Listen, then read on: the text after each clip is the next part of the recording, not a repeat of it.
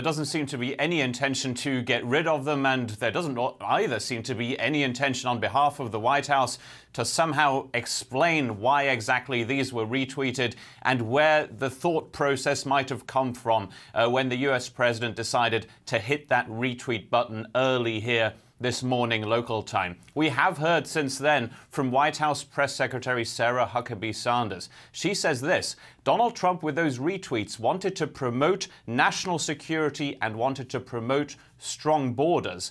Doesn't really have much to do with those retweets, but still. She was then asked whether the White House had an obligation to verify whether information is in fact not fake before retweeting it to millions of people after all.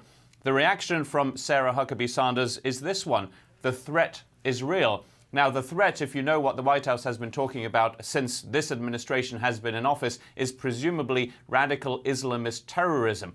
But again, that of course does not have much to do with those retweets, which are still to be entirely verified. We still don't know whether these were in fact Muslims perpetrating violence against non-Muslims, and does it really matter in the end? In terms of the reactions here in Washington, well, as usual, very little from the White House. There are no excuses. This is, after all, a White House that could say sorry for something that seems to peddle violence against violence perpetrated by Muslims, though it's not verified. There is no reaction from Republicans in the US Congress, though we do have a few reactions from the Civil Rights, the Civil Liberties Union, the American Civil Liberties Union, and from the Council for American Islamic Relations, who, of course, have denounced these retweets, much as a spokesperson for number 10 Downing Street also has. But from within the White House, you get the impression that this is not taken quite as seriously as it is right now in the United Kingdom and indeed worldwide.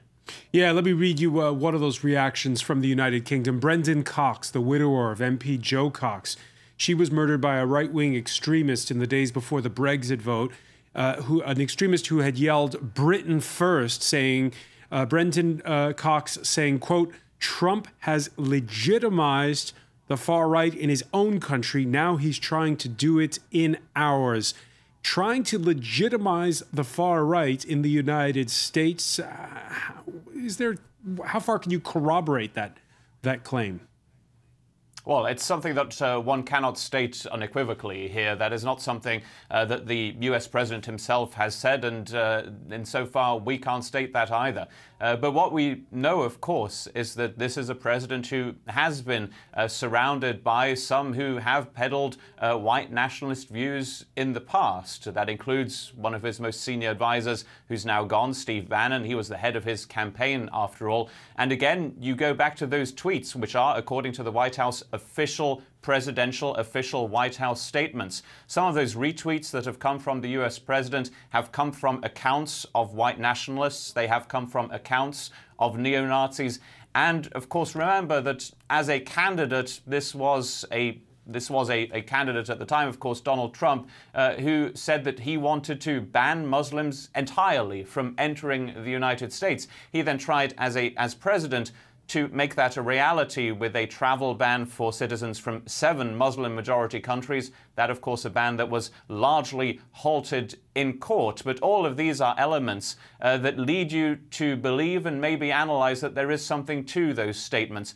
Again, it's not something that we can state outright. This is a president who does not say black on white what he believes clearly. Again, this time around, it comes through retweets, and we have no explanation around them, either from the US president why he did this, who might have told him to do so, where he might have first seen these tweets, because these are things that flash up on the screen of the US president. How does that happen? Does he follow these accounts? Does somebody tell him to look at them? Those are things we do not know. And from the White House at this point, we have no explanation either.